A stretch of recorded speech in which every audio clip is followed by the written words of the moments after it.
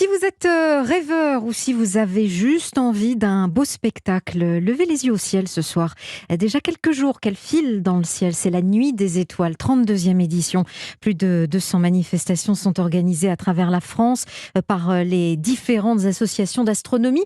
Alors pour apprendre à reconnaître d'autres constellations que simplement la Grande Ourse, Tatiana Geselman a pris hier soir un petit cours d'astronomie en compagnie de Mylène Wendling du Planétarium de Strasbourg. La Grande Ourse, on la connaît tous, 7 étoiles qui forment une casserole aux manches un peu tordues. Il suffit de regarder vers l'horizon nord à n'importe quelle heure de la nuit, à n'importe quelle saison, et a priori, on la repère à chaque fois. Et puis il y a sa cousine, la Petite Ourse. On la repère assez facilement, cette Petite Ourse, c'est surtout son étoile au bout, qui s'appelle l'étoile polaire, et c'est en prolongeant une partie de la constellation de la Grande Ourse qu'on arrive à retrouver cette étoile polaire qui fait partie de la Petite Ourse. Mais pour briller en société, on élargit notre bestiaire avec 2 autres constellations visibles à l'œil nu. À la tombée de la nuit, on peut voir le Cygne qui a une forme de grande croix. Si vous êtes plus au sud de la France, il y a une belle constellation qui s'appelle le Scorpion, un grand hameçon avec une étoile très rouge au milieu. En parlant de points rouges, on pense bien sûr à la planète Mars, que l'on peut voir au travers d'un télescope, de même que Saturne et Jupiter. Jupiter, c'est la plus grosse. Elle a 4 satellites naturels qu'on peut voir dans un télescope.